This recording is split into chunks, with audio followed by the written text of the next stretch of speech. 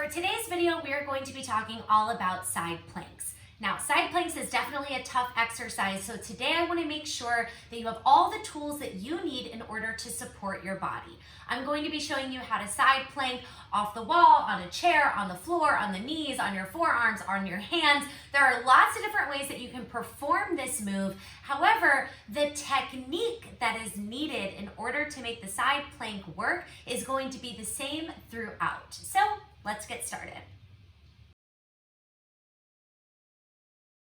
A side plank recruits many different muscles, which is one of the reasons why it's such a dynamic exercise. So the side plank works through the shoulder girdle right back here. It works the oblique, which I think is probably the most obvious muscle. It's a great core exercise. All of this gets a lot of work.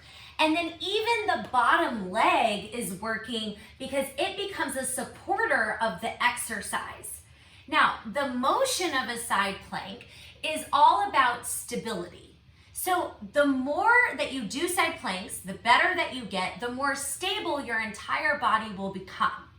Some other oblique exercises that we have work the muscle in a little bit of a different way. So a common way to work the oblique is through flexion, which could be something like a crunch, right? This is cinching together, that's flexion. Or extension, which we do often when we tip over to the side, so the muscle is working by opening. But a side plank is stability, right? It's staying still, it's holding, it's connected, and it's really, really good for you. A side plank on the wall creates the least amount of pressure on the body because you're not working with as much gravity, forcing your body weight down. You can do it up on the hand. You can also do it on the forearm. Note that my heels are lifted off of the floor just to create a little bit more of a balancing position. A chair side plank is a really great option for those who feel like the wall isn't quite challenging enough, but the floor is a little bit too challenging. So on a chair, you can do your side plank up on the hand. You can also do it down on the forearm. And another great option for the chair is to pull your bottom leg in for a supported version. Now, this option right here is really great for those of you who have a lot of shoulder, neck, or wrist issues. The reason why is because there is no pressure on the hand, which means there's no pressure on the shoulder, but it's still working a lot of the techniques that we want to achieve in a side plank. So my shoulder girdle is still pulling back, my oblique and supporting leg are still working, and then this one becomes truly a major core exercise because everything through here has to stay engaged in order to achieve the position. Once we get down to the floor, we also have a lot of options here. So starting with keeping the leg underneath you, this is going to be a more supported side plank, and I really, really love this position here because you can get a lot of weight off of your hand, which means less weight on the shoulder, less weight on the wrist. Another place you could go is to slide the knee down a little bit more, and now this is focusing more on a balancing position. Notice I could have my top leg extended out, I could also have my knees stacked, and of course, I could still have my elbow down on the floor instead of the hand. Then we have the side plank that you're most used to seeing, but again, this is a tough one. This is going to be side plank on the feet. So once we move to the feet, we have some different options. We can stack the feet, which is always going to be a little more, you see me wobbling? It's going to be a little more challenging because you don't have a very wide base to stand on. If I wanted to widen my base, I could stagger my feet, and now I have a little bit more of a platform down here to help support my body. Again, you can also do this one on the forearm, feet stacked or feet staggered.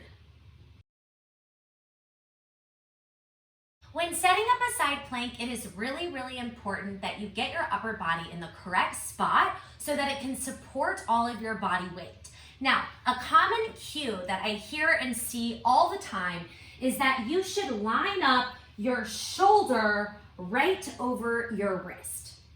I am not a fan of this position at all, and I will never teach it. And I have a couple reasons why, but the first reason is that right now, all of the pressure is driving straight down and it's landing in my wrist.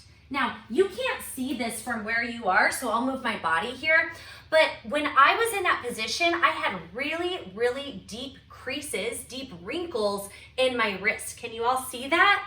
We do not want that. That means that all of the weight is landing right here in the joint and it's creating this really sharp right angle. So instead, I want to adjust the body. I'm going to slide back this way so that I have an angle coming down from my shoulder to my wrist. I always think about it like a water slide moving down. And right away, this is going to eliminate some of those creases in the wrist. So now I'm a little bit more opened up through this joint, which means that we have less pressure on the wrist. The other reason I'm not a big fan of the shoulder to wrist alignment is because it's really difficult to tuck your shoulder blade back. Now, in a side plank, this muscle right here, so back by the lat, the shoulder girdle, that is what anchors you into place. That is a very, very big part of the stability. If the shoulder doesn't feel stable, the side plank is never going to feel stable. So when I'm here, I just don't have a lot of space to really lengthen out my neckline and plug the shoulder underneath. However, when I slide backwards, now I've opened up this area under here, right? So I have more space underneath my armpit. And of course, that is directly related to that lat muscle. So instead of being maybe like this, I'm going to tuck the shoulder blade underneath so I am here. I want to give you a visual of this from the back side. So right now I have my shoulder directly in line with the wrist, a lot of pressure sliding down. You may notice here, I'm not sure if you can see it, but this wing of my shoulder blade is sort of popping out. Now I'm going to slide my body down, so I'm going to move here, instant less pressure on the wrist. And now I want to show you, this is me sinking into my shoulder. Notice how the shoulder moved this way. Now I'm going to lift out of it, and then I'm going to use this underside to kind of tuck that shoulder blade under. Watch. Ah, there it is, there it is. This is where we want to be. I'm not sure how well you could visualize that change, but y'all, when you make that little adjustment of tucking the shoulder blade in and under, it almost lands in a comfortable position. Like it kind of feels like, there it is. Okay, now I have my base. Now I have my security up there in the shoulder. Want to see that one more time? Lined up over the wrist, scooting the body back, plugging the shoulder blade in. Really, really lift it up and away. The last cue that I gave was lifted up and away. And this is a really, really important line to drive home when it comes to side planks, because we don't want our body weight to feel like it is going down. We want our body weight to feel like it is lifting up. So this is where the concept of rainbow hips come into play. I want you to watch something here. So let's go for alignment. Right now I'm right over my wrist. Now I'm going to scoot my body back. Now I'm going to plug my shoulder blade in and lift my hips up. So I am consciously thinking about taking this top hip and lifting it. Or you may think about taking the bottom hip and lifting it, okay? Once I go here, I can feel my body weight literally rising up to the heavens as opposed to starting to sink down into our base. Watch. Here. Whew. Rainbow hips. Lift, lift, lift, lift? Can you see the pressure leave my neck? Can you see it leave my shoulder? Can you see it rise? Can you see it float? Yes, that is what we want. This is also how you're going to be able to lift the foot up. We'll talk about that in just a moment. But when you do these, again, I want you to think about bumping those hips higher and achieving sort of this rainbow shape in the body. Now that we have the stability for our side plank, I want to show you something that will commonly happen pretty much every single time you side plank. Okay, it's gonna go like this. Your top shoulder will fold forward, your top hip will tend to ride backwards. It happens almost every single time somebody side planks, it goes a little something like this. So what you wanna do is think top, hip, forward, top, shoulder, backwards. The top shoulder going backwards is going to open up my chest. The top hip going forward is going to align and stack my hips. And when I do that, I get massive, massive core engagement in this position. And again, it doesn't matter where you are. The wall, the chair, the floor, I'm just keeping it down here for the sake of this tutorial, but we want to think top shoulder back, top hip forward, and you will feel it almost kind of like click into place and into alignment. I want to show that hip shoulder alignment one more time in my kneeling supported side plank. So if I let my top shoulder come forward and my top hip go backwards, this position feels really funky. It actually it almost doesn't feel like much. Like my top foot is really heavy. I'm not necessarily feeling any core. I have some pressure in my wrists. Like it just sort of feels blah, okay? So I want you to see if you can watch the change. Just notice what's gonna happen right around here. I'm gonna slide my shoulder back. And now I'm gonna roll my top hip forward. There it is. And you get nice and long through the torso and aligned. Notice how my top foot is light. I'm gonna get some weight out of this hand now. I'm gonna feel my shoulders opening up, and there's so much core work going on now. Do you all see those changes? Watch me sink. Watch me fix. There we go.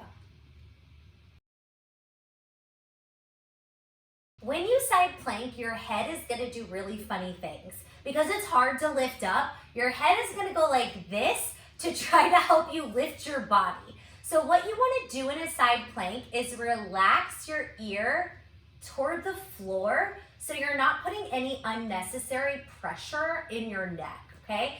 So this is like, I always have to get in it and then adjust out of it, but once you get into that side plank, kind of shake your head a little bit, make sure it's not ticking up, and instead, let it relax down. We're going to finish today by talking about a single leg side plank. Ooh. In any of the positions that we showed, how do you get that top foot to lift up? So here's what's really cool about this position is that if you have the shoulder anchored, the hand in the right spot, you're taking the rainbow hips, the top foot will start to feel really, really light on its own. When you do a single leg side plank, you should not be physically trying to lift the foot. Like if it hurts out here, if it cramps up in your hip, it means that your body is not in the right position to support you. So right now my hips are not very high. Ow, I'm lifting my top leg. My top of my hip is cramping. That does not feel good, so let me stop. Instead, I'm gonna bump my hips up, and now, look, this leg just gets light, right? There's already not any weight in it, so therefore, it makes it easier to lift. I distinctly remember the first time that I did a single leg side plank, that's a mouthful, it was like, oh, I lift my hips up, my shoulders holding me, the leg is just light on its own. It's almost like it's less effort than you think it's going to be. So if you're working to get into that single leg position, just remember, anchor the shoulder, rainbow hips, lift up high, and then watch the foot begin to float. Hang on. Wrong way. Right way.